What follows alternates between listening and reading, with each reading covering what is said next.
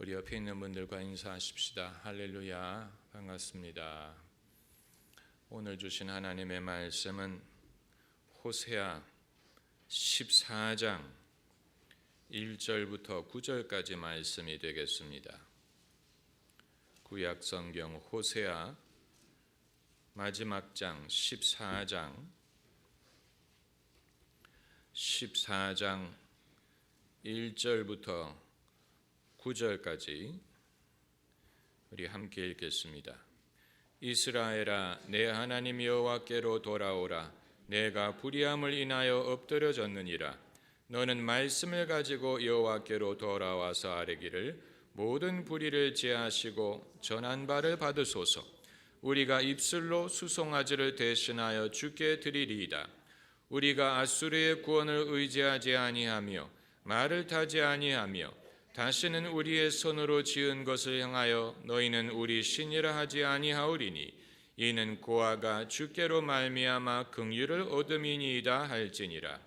내가 저희의 패역을 고치고 즐거이 저희를 사랑하리니 나의 진노가 저에게서 떠나갔음이니라. 내가 이스라엘에게 이슬과 같으리니 저가 백합과 같이 피겠고 레바논 백향목 같이 뿌리가 박힐 것이라. 그 가시는 커지며 그 아름다움은 감람나무와 같고 그 향기는 레바논 백향목 같으리니 그 그늘 아래 거하는 자가 돌아올지라. 저희는 곡식같이 소성할 것이며 포도나무같이 꽃이 필 것이며 그 향기는 레바논의 포도주같이 되리라. 에브라임의 딸이 내가 다시 우상과 무슨 상관이 있으리요 할지라. 내가 저를 돌아보아 대답하기를 나는 푸른 잣나무 같으리니 누가 지혜가 있어 이런 일을 깨달으며 누가 총명이 있어 이런 일을 알겠느냐. 여호와의 도는 정직하니 의인이라야 그 도에 행하리라. 그러나 죄인은 그 도에 거쳐 넘어지리라. 아멘. 어느덧 호세아서의 마지막 장에 이르렀습니다. 선지서의 마지막 장이라고 해서 세상의 종말을 말하는 것은 아닙니다. 예언의 한계가 거기에 있습니다. 소설책은 그 줄거리에 끝이 있습니다. 그러나 선지서는 미래를 예언한다고 해서 역사의 미래, 역사의 끝까지 보느냐, 그건 아닙니다. 아무리 사람이 미래를 내다보고 앞날을 예언한다고 하더라도 다 내다보지 못하고 다 알지 못합니다. 고린도전서에 있는 말씀대로 부분적으로 알고 부분적으로 예언할 뿐입니다. 망원경이 아무리 멀리 내다본다고 하더라도 땅 끝까지 내다볼 수 있는 것은 아닙니다. 10배수 망원경만 해도 멀리 내다보는 것이지만 망원경을 사용해 보신 분은 아시겠지만 멀리 내다볼수록 손의 흔들림이 증폭이 됩니다. 가까운 것은 흔들려도 상관이 없지만 멀리 내다볼수록 손의 흔들림 때문에 잘 안 보입니다. 마찬가지로 미래를 내다보는 것도 조금만 흔들려도 그것을 사람이 이해하기가 어렵고 거기에 예언의 어려움이 있는 것입니다. 기독교의 시간과는 불교와 달라요. 불교는 돌고 도는 윤회설을 가르치지만 기독교는 시작이 있고 끝이 있습니다. 창세기 1장 1절에 태초에 하나님이 천지를 창조하시니라. 천지의 시작뿐만이 아니고 시간의 시작을 말하고 있죠. 그래서 태초에 in the beginning 그리고 끝이 있습니다. 예수 그리스도는 시작과 끝이요 알파와 오메가라고 했습니다. 그런데 시작은 하도 옛날이기 때문에 우리가 다 기억을 할 수가 없고 끝은 하도 먼 미래에 있기 때문에 우리가 잘 알 수 없습니다. 그렇기 때문에 예언이라고 하더라도 우리가 살고 있는 이 시점을 위주로 예언을 할 경우가 많습니다. 우리가 살고 있는 이 시간을 중심으로 해서 예언을 한다는 것입니다. 그래서 성경의 종말론이라는 것은 반드시 역사의 끝을 말하기 때문에 종말론이 아니고, 어떤 경우에는 내가 지금 당하고 있는 이 일의 종말을 말하는 것이 될 수도 있습니다. 그 말은 내가 지금 당하고 있는 그 시련의 종말, 지금 이스라엘이 당하고 있는 시련의 종말, 그것만을 알 수 있어도 대단한 것입니다. 지금 우리 집이 당하고 있는 이 일, 이 어려운 일, 이것이 어떻게 끝날 것인가, 그것도 우리가 내다보지 못합니다. 이것이 잘 될 것인가, 잘못될 것인가, 성공할 것인가, 실패할 것인가, 죽을 것인가, 살 것인가, 그것만을 내다볼 수 있어도 대단한 것입니다. 지금 겪고 있는 이 일의 종말이 어떻게 될 것인가, 그것을 우리가 알기 원하고, 둘째로는 한 시대의 종말을 말하는 것이 될 수도 있습니다. 예수께서 제자들의 질문에 답하시면서 종말에 대해서 많은 말씀을 하셨지만, 예수님의 예언이 반드시 역사의 종말을 말씀하시는 것인지 아니면 한 시대의 종말을 말씀하시는 것인지는 해석이 필요합니다. 한 시대의 종말, 우리가 지금 겪고 있는 이 에피소드, 이 챕터, 이것이 어떻게 끝날 것인가. 예컨대 우리 민족으로 친다면 남북 분단의 시대가 어떻게 끝날 것인가, 그것이 한 시대의 종말이 될 것입니다. 동북아 긴장의 이 상황이 어떻게 종결될 것인가, 그것도 한 시대의 종말을 말하는 것입니다. 이것이 인류의 종말을 말하는 것은 아니지만, 그럼에도 한 시대의 종말이 중요한 그런 이 한 시대를 정리하고 그것이 어떻게 결말을 맞을 것인가, 그것을 내다보는 것도 아주 중요한 종말론입니다.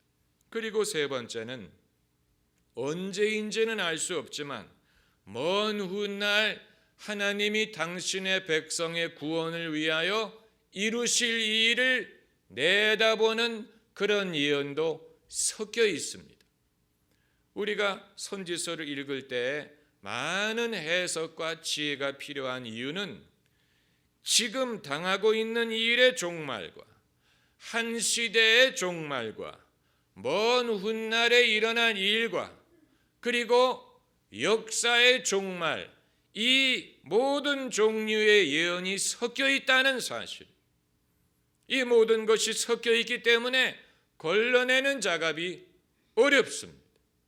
예컨대 이사야서 53장에 예수님의 고난을 말하는 구절이 있지요. 그는 실로 우리의 죄를 지고 우리의 허물을 지고 그가 채찍에 맞음으로 우리가 나음을 얻었도다.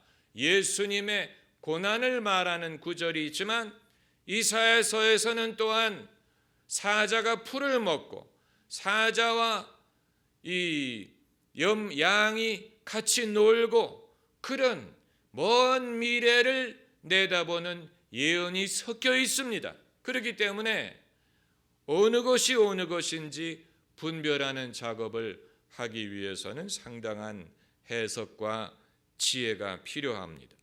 그래서 호세아서에도 호세아가 이것을 쓸 때 알고 있었는지는 알 수 없지만 장차 성도들의 부활을 예언하는 그런 구절이 있습니다.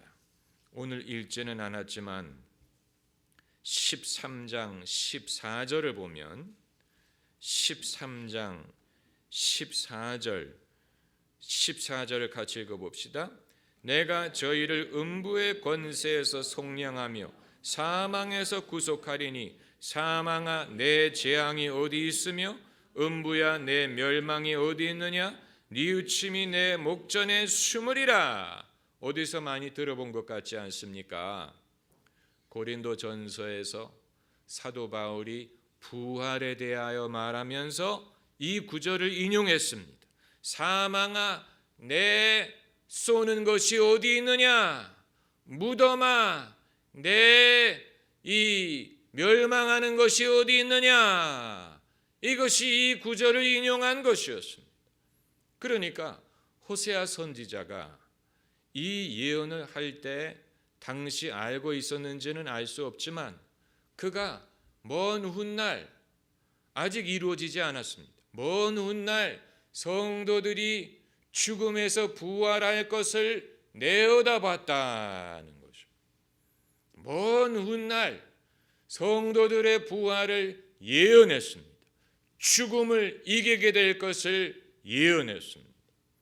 얼마나 위대한 것입니까? 그러니까 구약 성경에 내세관이 분명히 나오지 않는다고 사람들이 생각을 하지만 성경을 읽어보면 이처럼 성도의 부활을 예언하는 그런 말씀이 성경 속에 있다는 것은 참으로 놀라운 일입니다. 그리고 이제 네 번째로는 궁극적인 종말을 말하는 구절들이 있습니다. The end. 이 영화에 요즘에는 The end라고 끝나지 않았지만 옛날에는 영화에 이 프랑스 영화는 피네라고 끝나고 이탈리아 영어 영화는 The end라고 끝났는데 이처럼 인류의 역사에도 The end, 그냥 작은 끝이 아니고 The end, 이게 끝이다, 여기서 끝난다라는 그런 시점이 있는데 성경의 예언서 중에는 이처럼 궁극적인 종말을 말하는 그런 부분들이 있습니다. 다만 이것은 하도 먼 것을 내다보는 것이기 때문에 상당히 큰 망원경이 필요한데 그것은 인간의 언어로 설명하기가 어렵기 때문에 많은 비유적인 언어들을 사용해서 말을 하고 있습니다. 사람이 설명해도 알아들을 수 없는 그런 것을 말할 필요가 있을 때는 비유적인 언어를 사용하지. 666이라든가 14만 4천이라든가 새 예루살렘이라든가 새 하늘과 새 땅, 이런 모든 것은 다 비유적인 언어입니다. 이단은 성경이 비유적으로 말하는 것을 문자적으로 해석합니다. 그래서 이 신천지는 이단입니다, 여러분. 만약 여러분 중에 신천지에 속한 분이 계시다면 회개해야 됩니다. 만약에 여러분의 가족 중에 신천지에 속한 사람이 있다면 그 영혼이 거기서 벗어나오기를 구해야 됩니다. 신천지는 이 시대의 무서운 이단이, 이것을 우리가 분명히 알아야 됩니다. 열심히 있는 사람들이 가서 믿는 데가 아니에요. 열심히 있지만 지식이 없는 사람들이 이단에 빠집니다. 옛날에도 전도관이라고 박태선 장로가 세운 부흥운동이 처음에는 열심히 믿는 것 같고 뜨거운 것 같고 하나님의 능력이 나타나는 것 같아서 열심히 잘 믿는 사람들은 다 한 번씩은 박태선의 집회에 가본 적이 있었다고 하지만 그러나 그것이 잘못된 것이라는 것을 사람들이 분별했습니다. 그렇기 때문에 뜨겁고 열심히 믿고 하나님의 능력이 나타나는 것 같은 것만으로 그 진실을 알 수 있는 것이 아니에요. 신천지도 기존의 교회에 실망했던 사람, 기존의 교회가 미지근했다고 생각하는 사람들이 빠진 경우가 많이 있는데 여러분, 뜨거운 것과 성령으로 말미암는 것이 같은 것이 아닙니다. 이단은 누구보다도 전도를 더 뜨겁게 하고 더 기도를 많이 하고 더 신앙을 강조하는 것 같지만 그들의 그 많은 열심이 거짓을 숨기는 명분으로 사용됩니다. 그래서 신천지에서 14만 4천이라는 숫자를 인용하면서 자기들이 그 14만 4천 중에 속했다라고 주장하는데, 이 숫자는 어디까지나 비유적인 숫자에, 상징적인 숫자에 12에다가 12를 곱하면 144가 되고 거기에다가 1000을 곱하면 14만 4천이 됩니다. 12는 하나님의 백성을 뜻하는 숫자에, 그러므로 12에다가 12를 곱했다는 말은 하나님의 백성이 불어난다는 뜻을 가지고 있는 것이지, 그것을 문자적으로 해석을 하니까 이단마다 그 숫자를 인용해서 자기들이 그 숫자에 속했다고 주장을 하는데, 여러분, 성경은 사람이 설명을 해줘도 알아들을 수 없는 것을 비유와 상징과 예표를 통하여 말을 하고 있는 것이지, 그것을 문자적으로 우기게 되면 결국은 컴퓨터가 용량을 초과해서 다운되는 것처럼 사람들의 이성이 마비되고 사람들이 혼동에 빠지고 사람들이 미혹될 수 있는 위험천만한 것이 있습니다. 여러분, 우리는 지뢰밭을 걷는 사람과 같은 조심성이 필요합니다. 지뢰밭, 저희 아버님이 군에 오래 계셨기 때문에 이 군의 전쟁에 대한 얘기를 많이 해주셨는데, 지뢰를 매설할 때 지뢰와 지뢰 사이에 일정한 거리가 있다고 했어요. 그래서 지뢰를 탐지할 때 지뢰 하나를 발견하면 그 거리를 추정해서 여기쯤에 또 하나가 있겠다, 여기쯤에 지뢰가 있겠다, 이런 식으로 추정을 할 수 있다고 하는데, 이런 방법으로 공병대원들이 지뢰를 발견하고 지뢰를 치워서 길을 내는 작업을 합니다. 그러나 지뢰가 항상 일정한 거리로 매설되어 있는 것이 아닙니다. 그렇기 때문에 지뢰밭을 걷는 것은 굉장히 위험하고 굉장히 조심을 요하는 그런 일인 것처럼, 영적인 일을 하는 것도 지뢰밭을 걷는 것과 같기 때문에 경험이 필요하고 분별력이 필요하고 온유하고 겸손해야 되고, 겸손하지 않으면 마귀가 사람의 영적인 교만을 이용하여 그 사람을 미혹시키고 그 사람으로 하여금 내가 선지자 중에 선지자다, 너는 의인 중에 의인이다, 이 시대에 너처럼 믿음이 좋은 사람이 없다, 이런 식으로 부추겨서 그 사람을 실족하게 하는 경우가 많습니다. 에덴 동산에서 뱀이 하와를 미혹할 때에도 같은 수법을 사용했습니다. 이 열매를 먹으면 내가 지혜로워져서 하나님과 같이 되리라. 하나님과 같이 된다는 말에 고만 하와가 넘어간 것입니다. 만일 마귀처럼 되리라 라고 했다면 아무도 넘어갈 일이 없는데, 하나님처럼 되리라, 하나님처럼 지혜로워지리라, 이 말에 고만 하와가 넘어간 것처럼 마귀가 사람을 시험할 때에도 네가 이것을 먹으면 이 시대 최고의 악한 사람이 될 것이다, 그렇게 말하지 않아요.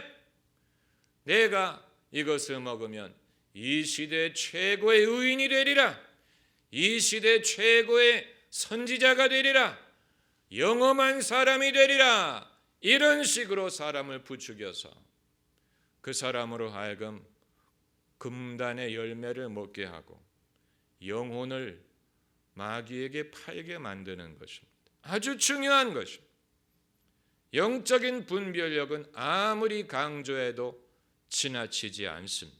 특별히 종말론, 섣부른 종말론, 근거가 없는 종말론, 사람들을 흥분시키고 두려움에 빠뜨리는 종말론, 이것이 대다수의 이단이 믿는 사람들을 미혹시키는 방법입니다.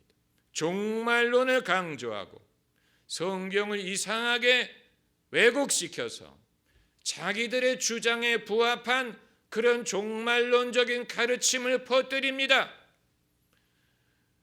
한때에는 시한부 종말론이 사람들을 미혹시켰어. 그래서 예수님이 몇 년도에 오신다는 둥. 그런데 그런 주장의 근거가 무엇이냐? 말도 안 되는 성경의 해석법을 사용을 해서 사람들을 미혹시키는데, 문제는 사람들이 쉽게 속는다는 사실이에요. 예수님 말씀 중에 이 세대가 지나가기 전에 끝이 오리라, 이 구절을 누가 따와가지고 이 세대, 성경에서 한 세대가 40년이기 때문에 40년이 지나기 전에 예수님이 오신다는 말이다. 그래서 그 구절을 무화과 나무의 비유를 배우라, 이 구절에 접목을 시켜가지고 무화과 나무가 상징하는 것은 이스라엘이다. 이스라엘이 국가로서 재건되는 시점, 그것이 바로 무화과 나무 비유를 통해 말씀하신 것이다. 이스라엘이 언제 국가로 재건됐느냐? 1948년. 그러니까 그때로부터 40년이 지나기 전에 예수님이 온다는 말이다.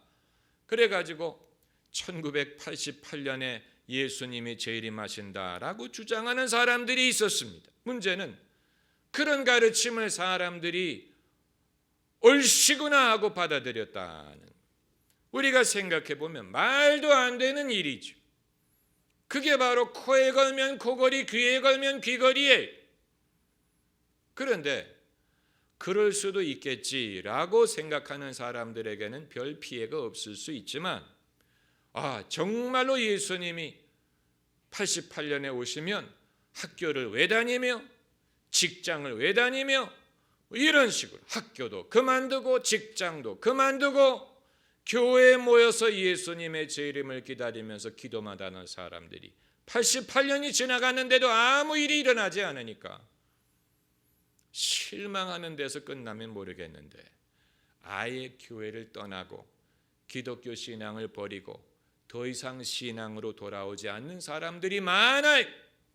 내가 그렇게 믿고 헌신했는데 가짜였다니. 그러나 본인이 분별하지 못한 잘못이 있는 것입니다.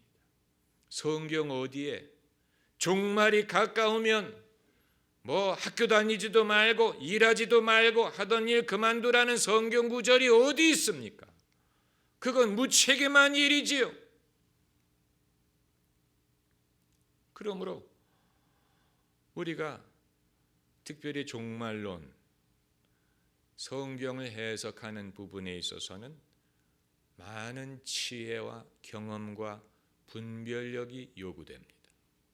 때로는 분별력이 있는 사람이 쉽게 부안해동하는 사람보다도 싱겁고 또 미지근해 보일 수 있습니다.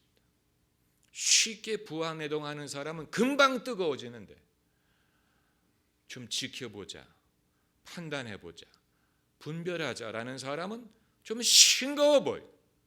왜 너는 좀 더 빨리 뜨거워지지 않느냐? 왜 너는 남들처럼 빨리 흥분하지 않느냐? 남비가 쉽게 뜨거워졌다가 쉽게 식습니다.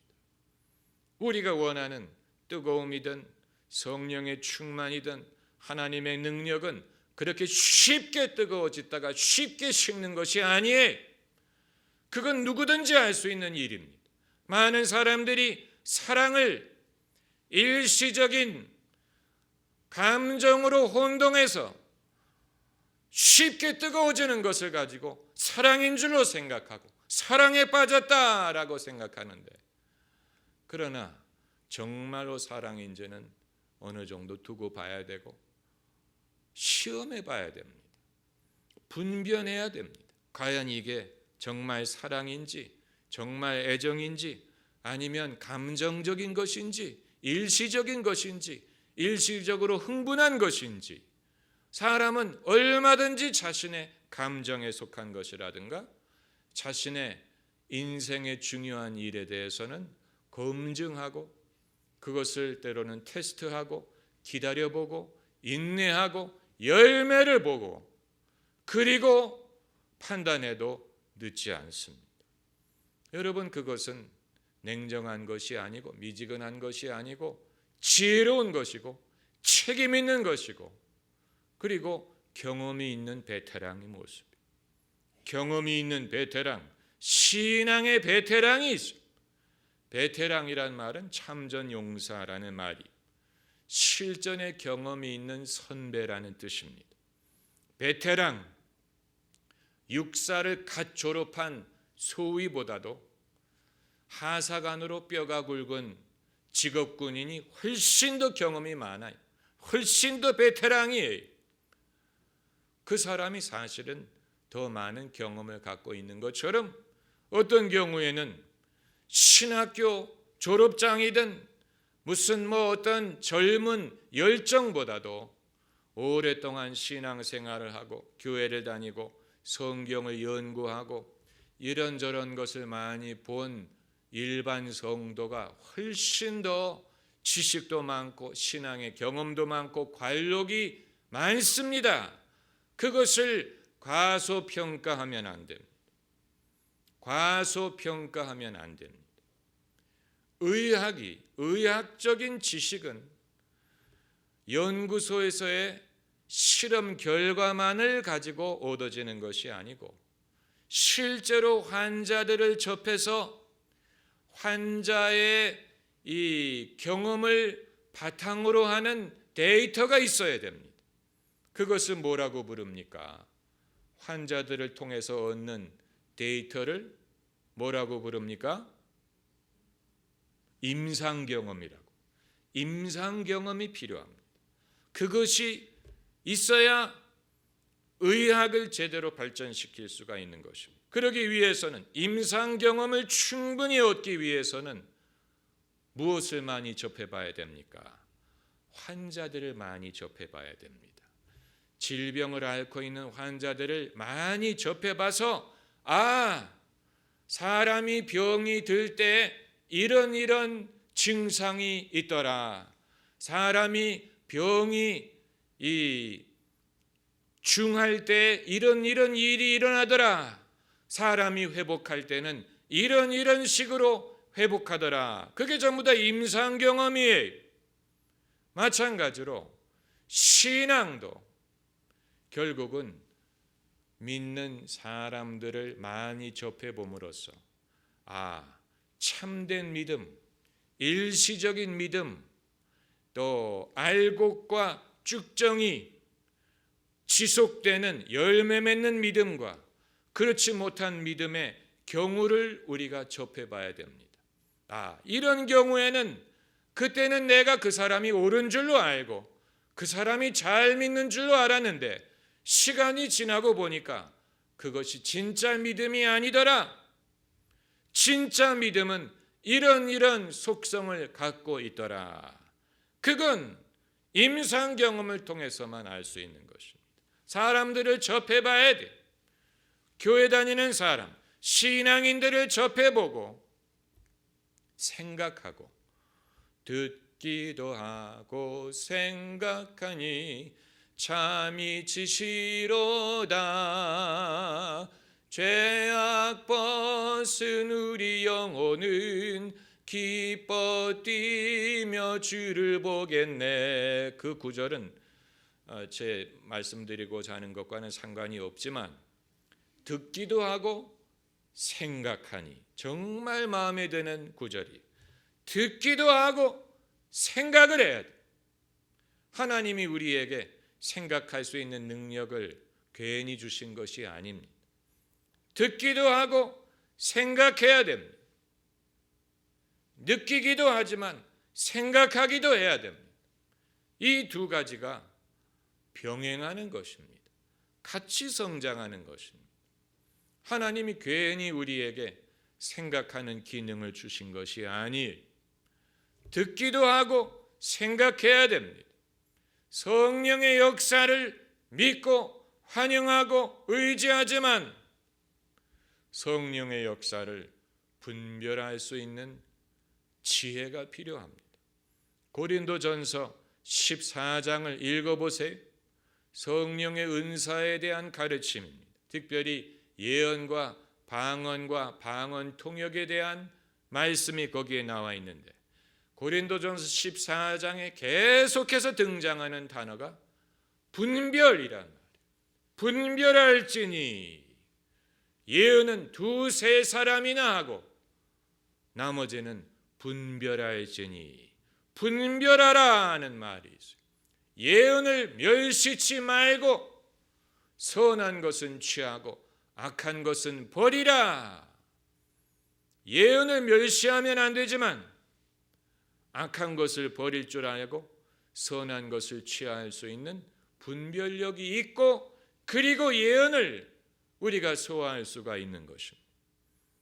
한국의 기독교인들은 하나님이 주신 은혜도 있고 천성적인 면도 있기 때문에 영적인 것에 빨라요. 예로부터 한국 민족은 흥, 끼, 또 이런 것에 쉽게 공감하고 따라갈 수 있는 그런 민족, 흥을 탄다든가 감동이라든가 영감이라든가 이런 것에 빠른 민족. 그러다 보니까 기독교 신앙이 들어왔을 때 영적인 면에 있어서 빨리 캐치하는 면이 있었어요. 그걸 누구보다도 빨리 이해하고 공감하고 신령한 것은 신령한 것으로 분별한다고 했기 때문에 기독교 신앙의 신령한 면을 누구보다도 잘 받아들였습니다. 그렇기 때문에 새벽 기도회가 발전하고 철야 기도회, 3일 기도회, 금식 기도회, 산 기도회, 들 기도회, 이름만 갖다 붙이면 기도를 해서 이건 장점이. 그러나 분별력은 그렇게 해서 얻어지는 것은 아니에요. 우리는 생각하기보다는 자기의 감정에 이끌려서 말하고 싸우기를 좋아하고 다투기를 좋아하고 흥분하기를 좋아하는 민족인데 분별력과는 거리가 있죠. 분별력을 얻기 위해서는 남들이 섣불리 움직일 때 한 걸음 절제할 수 있는 능력이 있어야 됩니다. 사람이 이거다 하고 뛰어갈 때 잠깐만 생각해 보자. 한 번만 생각해 보자. 하룻밤만 더 자고 생각해 보자. 여러분, 이것이 우둔해 보이지만 나중에 가슴을 치고 후회하는 것보다 낫습니다. 분별력은 순간의 흥분만으로 알 수 있는 게 아니에요.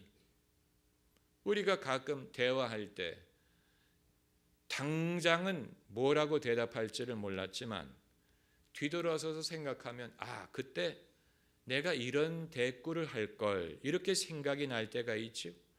그게 그 순간에는 생각이 나지 않지만 곰곰이 생각을 해보면 내가 이런 식으로 대꾸를 할 걸 나중에야 생각이 나는 것처럼 사람이 순간의 분위기, 순간의 흥분에 끌려갈 때는 미처 생각하지 못하는 것이 나중에 생각나는 경우가 많습니다. 그럼 목사님은 그런 분별력을 항상 갖고 계시나요? 아니니까 말씀드리는 것입니다.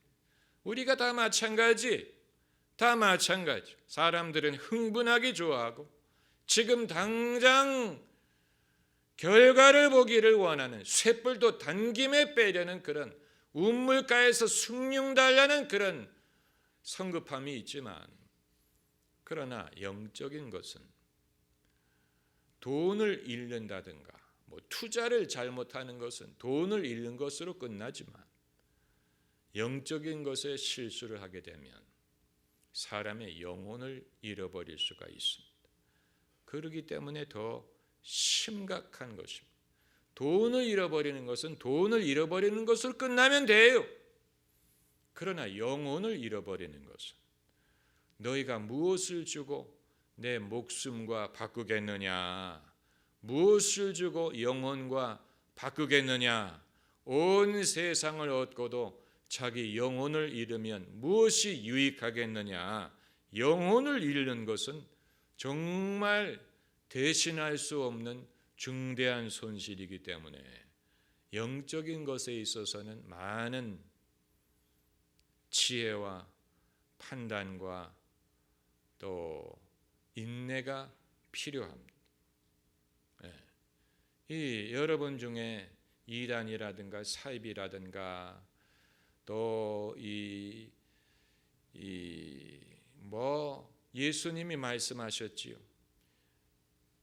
내가 여기 있다 하여도 가지 말고 저기 있다 하여도 가지 말라. 말세에 많은 사람들이 예수님이 여기 계시다, 예수님이 저기 계시다, 우르르 우왕좌왕, 이것을 경계하라는 것입니다. 아주 중요한 것입니다. 그래서 예언, 선지서를 이해하는 데는 많은 지혜가 필요한데 한 가지는 분명합니다. 우리가 호세아서 끝장에서 발견하는 것은 무엇입니까? 해피엔딩으로 끝납니까? 새드엔딩으로 끝납니까? 같이 읽었잖아요. 해피엔딩으로 끝나요. 읽어보세요. 4절에 내가 저희의 패역을 고치고 즐거이 저희를 사랑하리니 나의 진노가 저에게서 떠났음이니라. 호세아서 처음 시작할 때는 죄에 대한 질타와 한탄과 거기에 대한 하나님의 이 진노와 이런 것으로 시작했지만 호세아서 마지막 장에 나의 진노가 저에게서 떠나갔음이니라. 내가 이스라엘에게 이슬과 같으리니. 무엇과 같아요? 이슬과 같으리니 저가 백합과 같이 피겠고 레바논 백향목같이 뿌리가 박힐 것이라. 그 가지는 퍼지며 그 아름다움은 감람나무와 같고 그 향기는 레바논 백향목 같으리니 그 그늘 아래 거하는 자가 돌아올지라. 저희는 곡식같이 소송할 것이며 포도나무같이 꽃이 필 것이며 그 향기는 레바논 포도주같이 되리라. 레바논이 상당히 아름다운 나라였던 모양입니다. 왜냐하면 레바논이란 말이 3번이나 나와. 좋은 것은 전부 레바논에 있어요. 레바논의 백향목, 레바논의 포도주. 지금도 레바논의 베이루트를 중동의 파리라고 부르지요. 그만큼 아름답다는 얘기인데 본문이 말하고 있는 것은 선지자가 종말을 말할 때, 끝을 말할 때 해피엔딩을 보았다는 것입니다. 아무리 현재 상황이 어둡고 죄가 많고 한탄할 일이 많이 있지만 그렇다고 암울한 미래로 끝나는 것이 아니고 미래를 내다봤는데 정확하게 어느 시점에 이루어질지는 모르지만 미래를 내다봤더니 해피엔딩이 기다리고 있더라. 하나님의 진노가 떠나가고 그리고 우리를 기다리고 있는 그 미래가 무엇과 같으냐? 무엇과 같다? 무엇과 같다? 이것은 여러 가지 방법으로 그 행복함을 묘사하려고 하는 것입니다. 직접적으로 말하기가 어렵기 때문에 비교하는, 무엇과 같고 포도주의 꽃과 같고 곡식과 같고 향기롭고 레바논의 백향목과 같고 자꾸만 비교하는 것은 그렇게 하지 않으면 우리를 기다리고 있는 그 행복함을 달리 표현할 길이 없기 때문입니다. 연극이 희극이냐 비극이냐 하는 그 기준이 여러 가지가 있지만 가장 중요한 기준이 뭔지 아십니까? 주인공이 죽으면 비극이고 주인공이 살면 희극이. 그래서 로미오와 줄리엣, 맥베스, 햄릿 이런 모든 것은 비극인 이유가 주인공이 다 죽기 때문이고, 베니스의 상인이라든가 한여름밤의 꿈 이런 데는 주인공이 사는 것뿐만이 아니고 결혼을 해요. 그래서 그걸 희극이라고 보는 것인데, 마찬가지로 인류의 종말이 비극이냐 희극이냐, 어떻게 끝날 것이냐,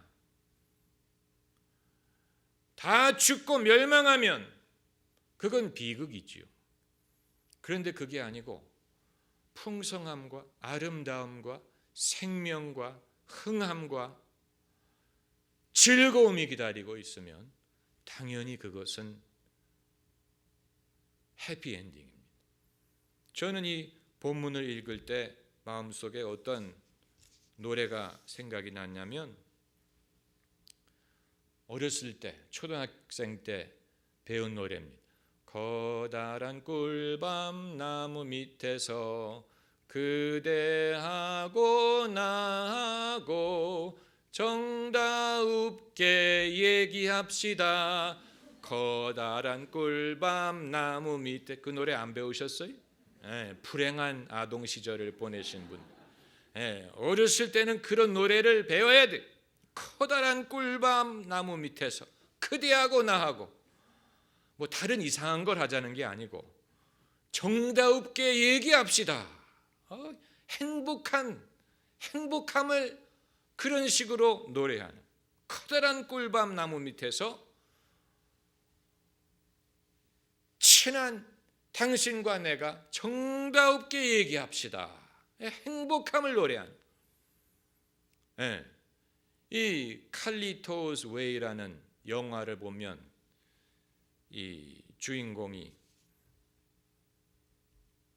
숨을 거두는 순간에 본인은 죽지만 자기의 아내와 자기 아내가 지금 임신 중인데 태어날 딸이 석양의 이 바닷가에 야자수가 우거진 아름다운 해변에 자기 아내와 딸이 춤을 추면서, 그 딸은 이 마라카스를 흔들면서 춤추는 장면을 꿈꾸면서 숨을 거두는 장면이 나옵니다. 그러니까 본인은 죽지만 자기의 아내와 딸이 행복한 미래를 누리는 것을, 무엇으로 그것을 상상했느냐, 그 가정의 행복을 무엇으로 상상했느냐, 무엇으로 그것을 그리고자 했느냐. 아름다운 해변에서 어머니와 딸이 마라카스를 흔들면서 춤추는 장면을 봄으로써 그들은 해피하게 살 것이다, 그들은 행복하게 살 것이다, 그것을 생각하면서 만족하게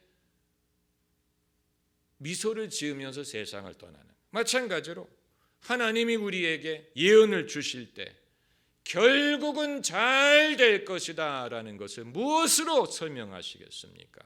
무엇을 말씀하시면 우리가 그것을 알겠습니까? 바로 오늘의 말씀처럼 그 가지는 퍼지며 그 아름다움은 감람나무와 같고 그 향기는 레바논 백향목 같으리니 그 그늘 아래 거하는 자가 돌아올지라. 한번 따라해 보세요. 그 그늘 아래 거하는 자가